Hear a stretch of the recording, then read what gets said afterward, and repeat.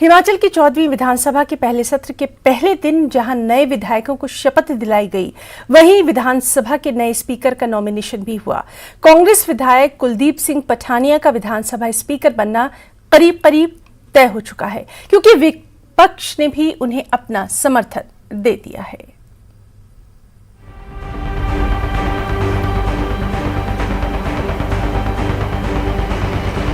किसी विधानसभा से जब ऐसी तस्वीरें आती हैं तो वो यादगार बन जाती हैं, और इन तस्वीरों के साथ हिमाचल की 14वीं विधानसभा के स्पीकर का चुनाव भी यादगार बन गया। कांग्रेस ने विधानसभा के स्पीकर के लिए कुलदीप सिंह पठानिया का नाम आगे बढ़ाया, तो विपक्ष ने भी आगे बढ़कर उनके नाम पर सहमति जताई। तस्वीरों में आप देख सकते हैं कि विधानसभा में कुलदीप पठानिया के नामांकन के वक्त सत्ता पक्ष के नेताओं के साथ नेता प्रतिपक्ष जयराम ठाकुर भी मौजूद रहे। देखिए, अभी मैं धन्यवाद करना चाहूँगा हमारे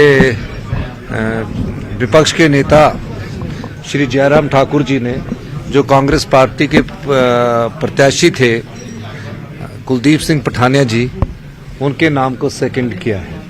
मैंने प्रपोज किया है और जयराम ठाकुर जी ने उसको सेकंड किया। ये साझा उम्मीदवार हो गया आज नॉमिनेशन के बाद। और उसके बाद हमारे हर्षवर्धन चौहान जी और मुकेश अग्निहोत्री जी ने प्रपोजल सेकंड किया, और शांडिल जी और पूर्व जो स्पीकर थे विपिन परमार जी, उन्होंने प्रपोजल सेकंड किया है। तो 3 सेट कर दिए। तो वो लगता है कि उनका नॉमिनेशन आज खत्म हो गया, तो अनअपोज्ड उनका चुनाव आने वाले समय में हो जाएगा। विपक्ष के समर्थन के बाद 65 साल के कुलदीप सिंह पठानिया का निर्विरोध स्पीकर चुना जाना करीब करीब तय है। कुलदीप सिंह पठानिया भटियात सीट से 5वीं बार विधायक चुने गए हैं। 1985 में विधानसभा का पहला चुनाव उन्होंने लड़ा था। पठानिया ने ग्रेजुएशन तक की शिक्षा हासिल की है। पेशे से वे किसान हैं। 8.6 करोड़ की चल अचल संपत्ति के पठानिया मालिक हैं। कुलदीप सिंह पठानिया जी है, भटियात से हमारे विधायक है। वो अगले स्पीकर होंगे। उसमें हमारे नेता प्रतिपक्ष भी वहां पे उपस्थित रहे, मुख्यमंत्री जी तो थे ही थे। तो ये साझा हमारे जो है वो कैंडिडेट होंगे। जहां तक डिप्टी स्पीकर की बात है, मुझे लगता है अभी तक वो साझा नहीं की गई है। शायद अगले सत्र में उसका जो है निर्णय लिया जाएगा। सत्ता पक्ष के अलावा विपक्ष के समर्थन से ये साफ हो चुका है कि सभी को भरोसा है कि कुलदीप पठानिया सदन की कार्यवाही सुचारू रूप से चला पाएंगे। रणवीर सिंह, न्यूज़ 18, धर्मशाला। और वहीं स्पीकर के नॉमिनेशन से पहले विधानसभा में जमकर हंगामा हुआ। नेता प्रतिपक्ष जयराम ठाकुर ने डी नोटिफिकेशन का मुद्दा सदन में उठाया, जिसका जवाब सीएम ने दिया।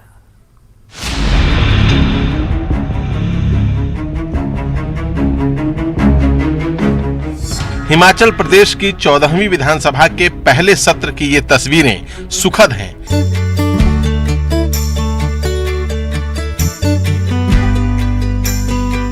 जिसमें सीएम के साथ सत्ता पक्ष के कुछ और विधायक सदन की कार्यवाही शुरू होने से पहले नेता प्रतिपक्ष सहित विपक्ष के दूसरे नेताओं से मिले।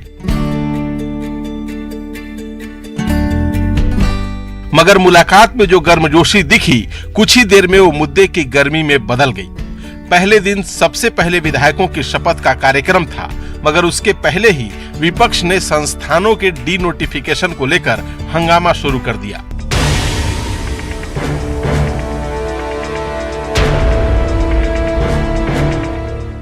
सदन में हुए हंगामे की तस्वीर सामने नहीं आई है, लेकिन नेता प्रतिपक्ष ने सदन में जो बात कही, वही बात उन्होंने बाहर आकर मीडिया को खुद बताया। आनंद फान में आते ही सैकड़ों संस्थान जो खोले थे हमने, विधायकों की मांग पर, जनप्रतिनिधियों की मांग पर, जनता की मांग पर, उनको रद्द करने की घोषणा की। और रद्द करने के साथ वहां पर ताले लगा दिए गए। एसडीएम का दफ्तर खुला और खुल करके वहां पर चुनाव की प्रक्रिया भी हुई। विधायक भी चुन करके आ गया। विधायक ने आज शपथ भी ले लिए, लेकिन उस पर भी ताला लगा दिया। बीडीओ के ऑफिस खुले हैं, तहसीलदार के ऑफिस खुले हैं, दफ्तर में कई महीनों से काम कर रहे हैं कि डिनोटिफाई कर दिए, ताले लगा दिए। हॉस्पिटल में डॉक्टर बैठे हैं, उनका गांव के लोगों का उनका ट्रीटमेंट हो रहा है, और उनको स्वास्थ्य की सुविधा मिल रही है, लेकिन डिनोटिफाई करके ताले लगा दिए। ऐसी परिस्थिति में हमने कहा कि सरकार कर क्या रही है। विधायकों की शपथ के बाद जयराम ठाकुर ने यही बातें सदन में रखी, जिसका सीएम सुखविंदर सिंह सुक्खू ने जो जवाब दिया वही उन्होंने भी बाहर आकर मीडिया को बताया।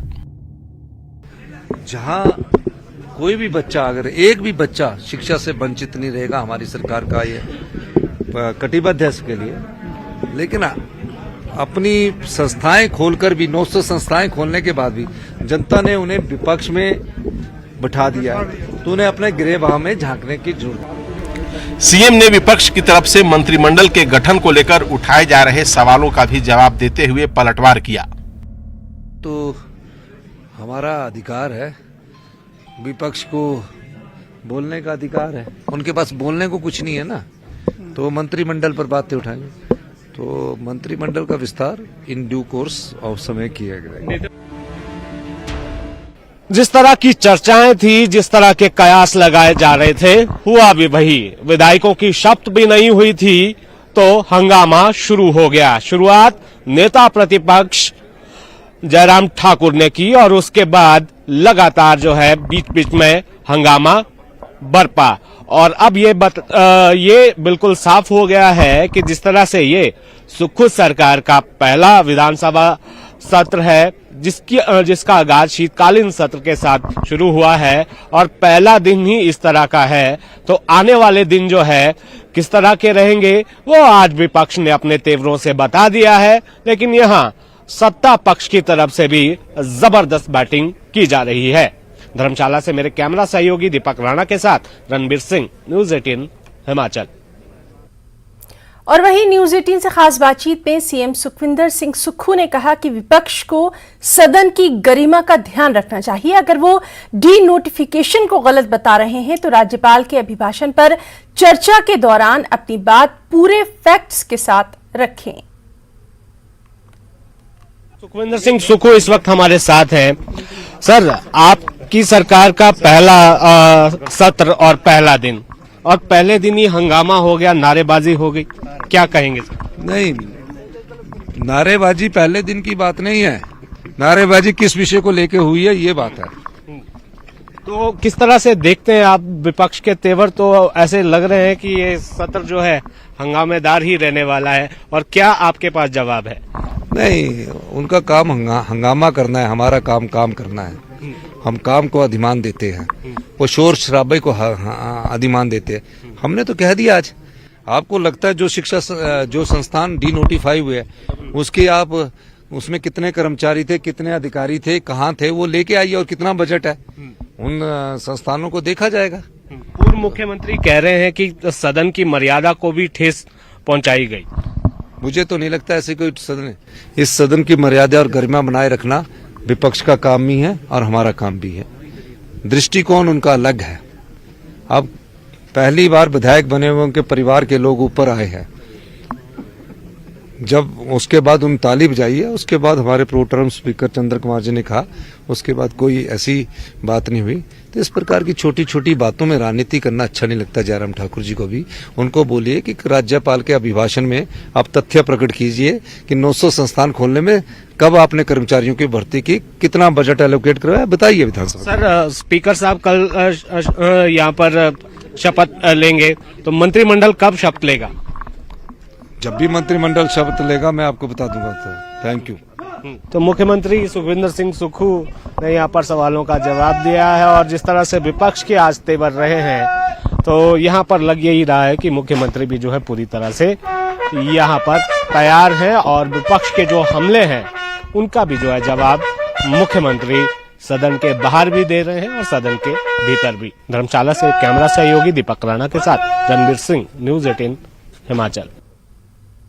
और कांगड़ा के पालमपुर में सीएम सुखविंदर सिंह सुक्खू ने पूर्व मुख्यमंत्री शांता कुमार के आवास पर जाकर उनसे भेंट की। वहीं धर्मशाला से पालमपुर आगमन के दौरान सीएम का न्यूगल खड्ड पुल पर पालमपुर विधानसभा क्षेत्र के लोगों ने बेहद गर्मजोशी के साथ स्वागत भी किया। इस दौरान लोगों ने मुख्यमंत्री के पक्ष में नारे लगाए और उन पर फूल बरसाए। शांता कुमार ने मुख्यमंत्री को विवेकानंद ट्रस्ट पालमपुर आने का निमंत्रण भी दिया। शांता कुमार ने कहा कि मैंने अपने परिसर में मुख्यमंत्री सुखविंदर सिंह सुक्खू का स्वागत किया है और आज से इनका और हमारा एक अलग से भी नाता जुड़ गया है। ये नाता विवेकानंद ट्रस्ट के पैटर्न होने के नाते जुड़ा है। इसके साथ ही पूर्व मंत्री और विधानसभा अध्यक्ष बृज बिहारी लाल बुटेल से भी सीएम ने खास मुलाकात की। मैंने इनका स्वागत किया है और इनका धन्यवाद किया है और इनको एक बात बताई है कि मेरा आपका एक नया रिश्ता हो गया है। नया रिश्ता यह है कि स्वामी विवेकानंद ट्रस्ट जो हमारा पालमपुर में है, हर मुख्यमंत्री ट्रस्ट का पैटर्न होता है। सबसे पहले पैटर्न हमारे वीरभद्र जी थे, तो उस नाते आपके साथ हमारा एक नया रिश्ता हो गया। और हिमाचल प्रदेश सरकार का जो हेल्थ सेक्रेटरी होते हैं वो हमारे ट्रस्ट के ट्रस्टी होते हैं और मैं इनसे निवेदन किया अगली बार जब आएंगे तो थोड़ा 1 घंटे का समय दीजिए और विवेकानंद परिसर में आप आइए। आप वैसे भी हमारे यहाँ पैटर्न है और देखिए वहाँ पर हम कुछ काम करने की कोशिश कर रहे हैं। तो मुझे बहुत खुशी हुई है आपके आने से। मैंने इनका बहुत धन्यवाद किया और हार्दिक शुभकामनाएं दी हैं हिमाचल के विकास की। और राजनीति में इतना अनुभव माननीय श्री शांता कुमार जी के पास है, तो मैं कांगड़े के पहले प्रवास पर था, इससे आशीर्वाद लेंगे और आने वाली सरकार में सहयोग और प्रेरणा लेके यहाँ से जाए। सर, शांता जी का फोकस रहता था हिमाचल में पर्यटन को बढ़ावा दिया जाए, तो वर्तमान सरकार का क्या रहेगा? और शांता जी ये चाहते थे कि पालमपुर में एक रोपवे बने। पालमपुर में भी रोपवे बनेगा और पर्यटन की दृष्टि से अभी हमने 5-7 मिनट चर्चा की। जो शांता जी के विचार थे उन विचारों में हमने अपने आप को सम्मिलित किया कि वो हम ओपन पॉलिसी पर्यटन के मामले में लाने जा रहे हैं। और खबरों में यहाँ वक्त एक छोटी सी और ब्रेक के बाद अपना हिमाचल में खबरों को आगे बढ़ाएंगे। विधानसभा के शीतकालीन सत्र के पहले दिन विपक्ष पूरी तरह से आक्रामक मूड में नजर आया। नेता प्रतिपक्ष ने शपथ ग्रहण समारोह से पहले ही अपने तेवर तीखे कर लिए हैं। इसी को लेकर नेता प्रतिपक्ष जयराम ठाकुर से न्यूज 18 ने खास बातचीत की है, आपको दिखाते हैं।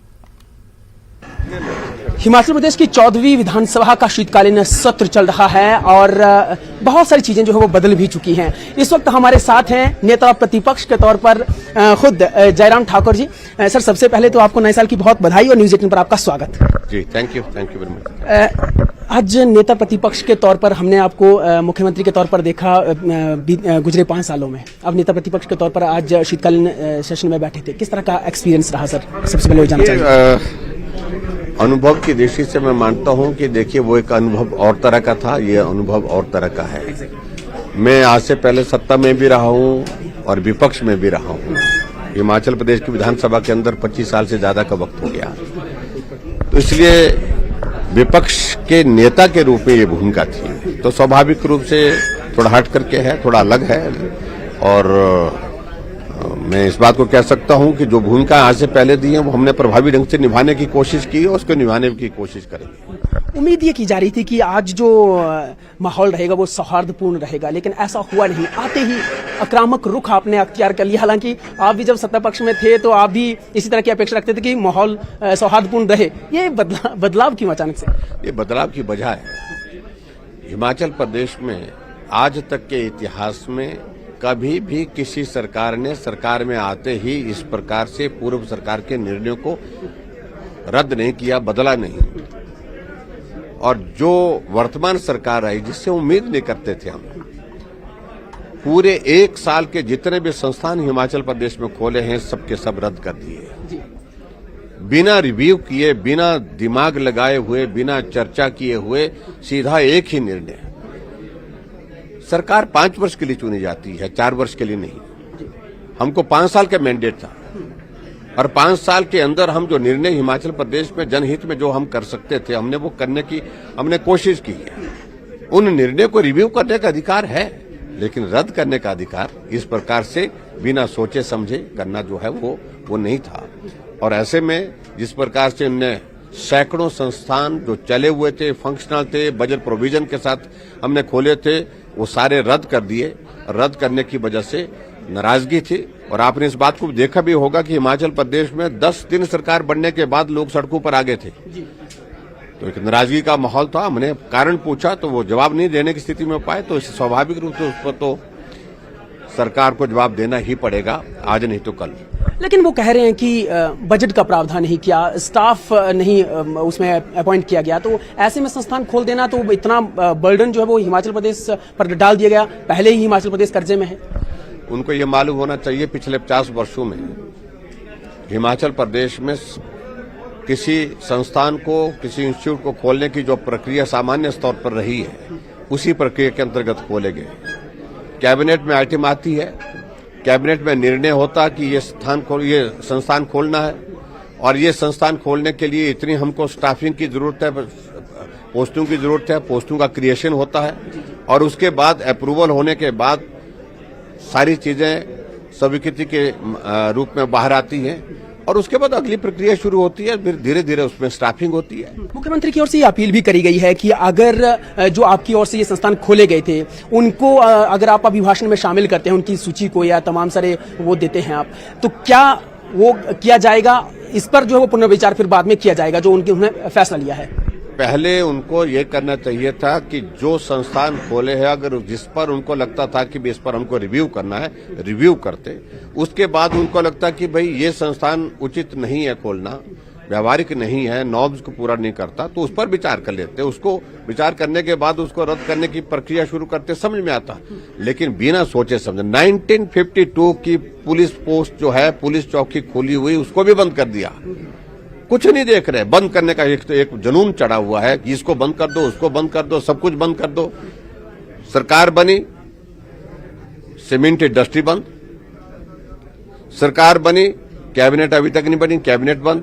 सरकार बनी, सारे के सारे संस्थान खोले हुए 1 साल के बंद। तो ये तरीका काम करने का नहीं हो सकता है। आज स्पीकर का चुनाव था, तो स्पीकर के चुनाव में कहा हम परंपरा अच्छी रही है, आज से पहले हम मिलकर के उसमें सर्वसम्मति से करते हैं। उनने प्रस्ताव किया, हमने अनुमोदन किया है।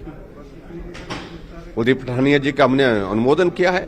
जहां सहयोग की बात है वहां सहयोग भी करेंगे, लेकिन अगर जनहित में कोई निर्णय नहीं होगा तो वहां विरोध करेंगे, और डट के विरोध करेंगे। चलिए, बहुत धन्यवाद। तो ये थे नेता प्रतिपक्ष जयराम ठाकुर, जो कह रहे हैं कि अगर सब कुछ सही रहेगा तब तो सार्थक चर्चा भी होगी, लेकिन अगर जनता के हित में लिए गए फैसलों का फिर से रिव्यू और उसको बदला नहीं गया तो फिर विरोध भी डटकर होगा। धर्मशाला से कैमरा पर्सन राजकुमार कौंडल के साथ जितु शर्मा, न्यूज 18 हिमाचल। इस बार हिमाचल विधानसभा में 19 विधायक ऐसे हैं जो पहली बार चुनाव जीतकर विधानसभा पहुंचे हैं। उन्हीं में से एक है नूरपुर से बीजेपी के विधायक रणबीर सिंह निक्का। और न्यूज 18 से एक्सक्लूसिव बातचीत में निक्का ने कहा कि जनता ने मेरा सपना पूरा किया है, मैं अब उनके सपनों को पूरा करूंगा। ऐसा देखते हैं विधायक के रूप में अपनी पहली पारी को। आज बड़ा खुशी का दिन है। जो मन में जज्बा था, जो सोच थी कि एक दिन विधानसभा पहुंचेंगे, तो नूरपुर के लोगों ने आशीर्वाद देकर आज विधानसभा भेज दिया है। आज विधिवत तौर पर यहाँ पर ओथ हो गई है, हमारी शपथ समारोह लग जाएंगे लोगों के काम के लिए। जो जो वायदा हमने नूरपुर के लोगों के साथ किया है, हिमाचल के लोगों की सेवा करेंगे। सदन की कार्रवाई का पहला दिन था, शीतकालीन सत्र का आगाज था। क्या आपको लगता है कि अब जिम्मेदारी जो है और ज्यादा आपकी बढ़ गई है, ना केवल अपने क्षेत्र की, पूरे प्रदेश के जो ज्वलंत मुद्दे हैं वो उनको लेकर आपकी जिम्मेदारी ज्यादा है? बिल्कुल, पिछले 12 सालों से लगातार विपक्ष में हमने काम किया है। लोगों की आवाज उठाएंगे विधानसभा के अंदर। जो जो हमारे हिमाचल प्रदेश के मुद्दे हैं, जनहित के कार्य हैं, जो भी वायदा यहाँ की प्रदेश की सरकार ने जो हमारे हिमाचल के लोगों के साथ किया है, वो पूरा करने के लिए उनके पीछे पड़े रहेंगे कि जल्दी से जल्दी अपना वायदा निभाओ, जिस वायदे के साथ आपने सत्ता संभाली है। चले, शुभकामनाएं आपको। धन्यवाद जी, न्यूज 18 का बहुत बहुत धन्यवाद, और मेरे नाम राशि हैं आपको नए साल की बहुत बहुत मुबारकबाद। आपको भी बहुत बहुत धन्यवाद। तो यहाँ पर रणबीर सिंह निक्का जो पहली दफा चुनकर जो है यहाँ सदन में पहुंचे हैं, एंथुजियाज्म किस तरह का रहता, उत्साह किस तरह से रहता, वो जो है इनको देखते ही नजर आ रहा है। धर्मशाला से कैमरा सहयोगी दीपक राणा के साथ रणबीर सिंह, न्यूज 18 हिमाचल। एक्सिस माई इंडिया ने देश भर में एक सर्वे किया है जिसके जरिए ग्राहकों की रुचि जानने की कोशिश की गई। घर गृहस्थी में ज्यादा लेकिन स्वास्थ्य में कम खर्च और अधिक बचत। साल 2023 में प्रवेश करते हुए ग्राहकों की भावनाएं कुछ ऐसी ही है। ये जानकारी consumer data intelligence company axis माई इंडिया के जनवरी महीने के लिए कंज्यूमर सेंटिमेंट इंडेक्स में सामने आई है। ग्राहकों की भावनाओं को दिखाने वाले नेट कंज्यूमर सेंटिमेंट इंडेक्स में पिछले महीने के मुकाबले दिसंबर में 8 पॉइंट की बढ़ोतरी हुई है, जबकि पिछले 6 महीनों में ये 7 से 10 के बीच घूमता रहा है। ये सर्वे घरेलू खर्चों और मीडिया खपत, मनोरंजन और टूरिज्म के ट्रेंड्स को दिखाता है। पूरे भारत से करीब 10,000 लोगों का सैंपल में से 70% लोग ग्रामीण भारत से हैं, जबकि बाकी लोग शहरी क्षेत्रों से हैं, जिनमें ज्यादातर मर्द हैं। इस सर्वे से जो सबसे बड़ी बात निकलकर सामने आई है वो ये है कि दिसंबर के महीने में घरेलू खर्च सर्वे में शामिल 91% लोगों के लिए या तो बढ़ा है या फिर स्थिर रहा है, जबकि इनमें से 40% लोगों के लिए ये खर्च काफी बढ़ा है। क्यों? इसकी बड़ी वजह बढ़ती हुई महंगाई है और कुछ हद तक आमदनी में आई गिरावट। परिणाम स्वरूप 86% लोग जरूरी चीजों पर या तो उतना ही खर्च कर रहे हैं या ज्यादा खर्च कर रहे हैं, जबकि विवेकपूर्ण खर्च में सिर्फ 7% लोगों के लिए बढ़ोतरी हुई है और 88% लोग पिछले महीने के बराबर ही खर्च कर रहे हैं। साल के पहले भाग से तुलना पर हम पाते हैं कि 95% परिवार ज्यादा छोटी छुट्टियों पर बाहर जा रहे हैं और जब हम नए साल में प्रवेश कर रहे हैं तो खासकर बढ़ती महंगाई और महामारी संबंधित अनिश्चितताओं के बीच वित्तीय लक्ष्य भी वरीयता पा रहा है। और साल 2023 में ग्राहक क्या चाहते हैं? नौकरी के ज्यादा मौके, वेतन में अच्छी बढ़ोतरी, महंगाई पर रोक और बेहतर जीवन स्तर। एक्सिस माई इंडिया के मुताबिक ये विकास के मौजूदा सतर्क और लचीले वातावरण को दिखाता है।